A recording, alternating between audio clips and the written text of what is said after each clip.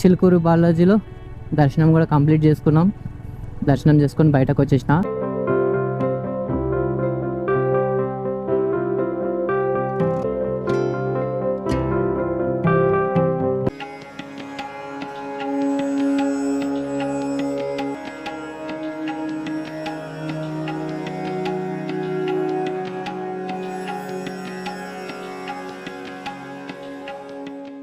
చిలుకూరు బాలాజీలో దర్శనం కూడా కంప్లీట్ చేసుకున్నాం.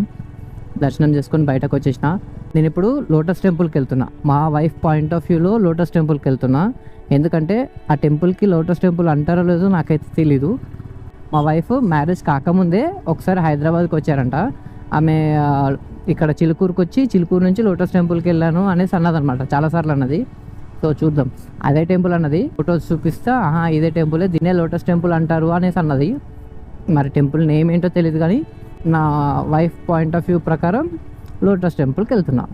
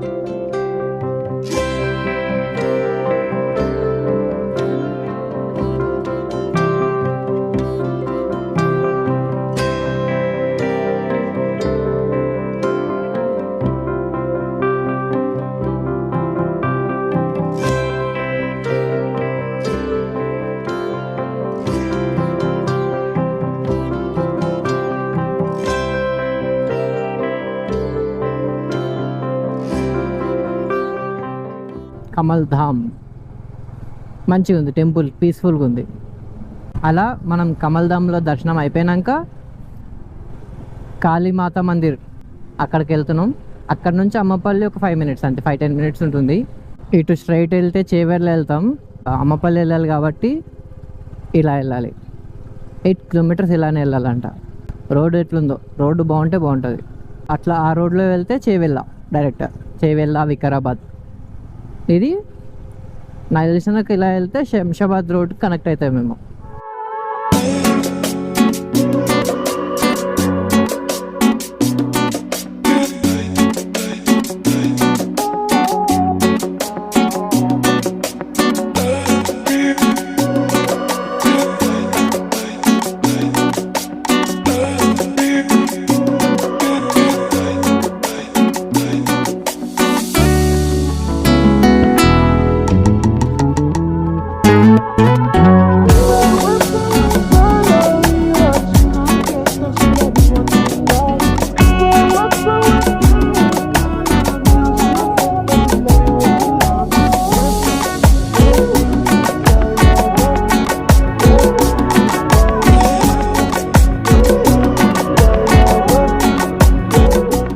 సుల్తాన్పల్లి రోడ్ అంట 2 kilometers వెళ్ళమంటుంది.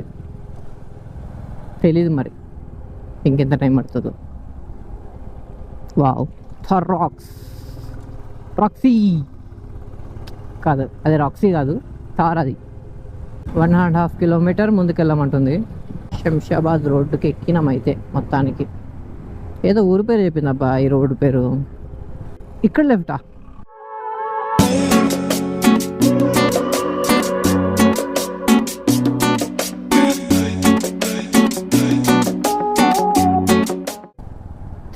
meters turn లెఫ్టా?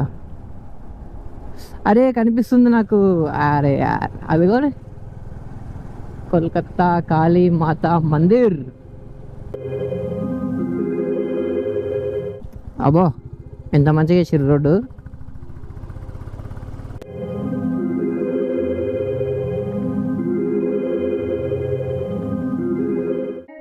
వావ్,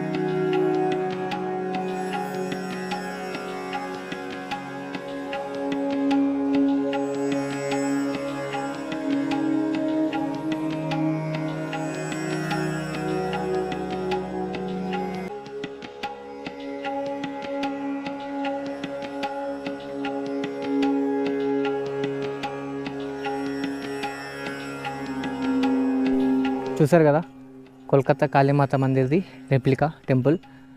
నేనైతే నార్మల్గా ఇన్స్టాలో ఒక 2 సార్లు 3 సార్లు ఏమో రీల్స్ చూసిన అండ్ మ్యాప్స్లో మార్క్ చేసుకున్నా కదా కాళీమాత మందిర్ది ఈ టెంపుల్ది. మార్క్ చేసుకున్నప్పుడు కొన్ని ఫొటోస్ చూసి ఓకే నార్మల్గా ఉంటుందేమోలే, నేను ఇంత మంచిగా ఉంటుందని ఎక్స్పెక్ట్ చేయలేదు. చాలా అంటే చాలా మంచిగా ఉంది. అండ్ మీరు కూడా ఒకసారి రండి, తప్పకుండా రండి. అండ్ డెఫినెట్గా ఒకసారి విజిట్ చేయాల్సిన ప్లేసే, ఎందుకంటే నియర్ బై చాలా దగ్గరలో ఉంది. మనకి ఇక్కడ నుంచి 40 కిలోమీటర్స్ లోపే ఉంటుంది హైదరాబాద్కి. డెఫినెట్గా రండి, మీరు మీ ఫ్యామిలీ మెంబర్స్ అందరితో రండి. అండ్ 1 డే వచ్చారనుకోండి ఈ టెంపుల్ కవర్ చేసుకోవచ్చు. అండ్ నెక్స్ట్ మన అమ్మపల్లి కూడా కవర్ చేసేసుకోవచ్చు. ఒకవేళ మీరు వెళ్ళాలనుకుంటే అమ్మపల్లి చూసుకొని కాళీమాత మందిర్ చూసుకొని నెక్స్ట్ మన చిలుకూరుకు కూడా వెళ్ళొచ్చు మీకు ఒకవేళ వెళ్ళాలంటే. లేదంటే మాత్రం Ammapalli and Kolkata temples must visit places, worthable. నేనైతే ఈరోజు వచ్చినందుకు ఎంత హ్యాపీగా ఉన్నానంటే మాటల్లో వర్ణించలేను, అంత హ్యాపీగా ఉన్నా. ఎందుకంటే మీరు ఇక్కడ నుంచి చూస్తున్నారు కదా టెంపుల్ ఏం కనిపించట్లే.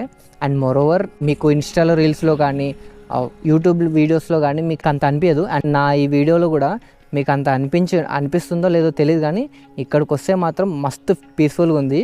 అమ్మవారికి రైట్ సైడ్లో రాధాకృష్ణులు ఉన్నారు అండ్ గణేశులు ఉన్నారు.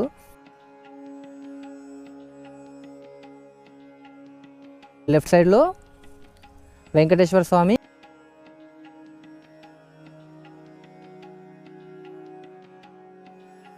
ఇంకా శివుడు ఉన్నాడు.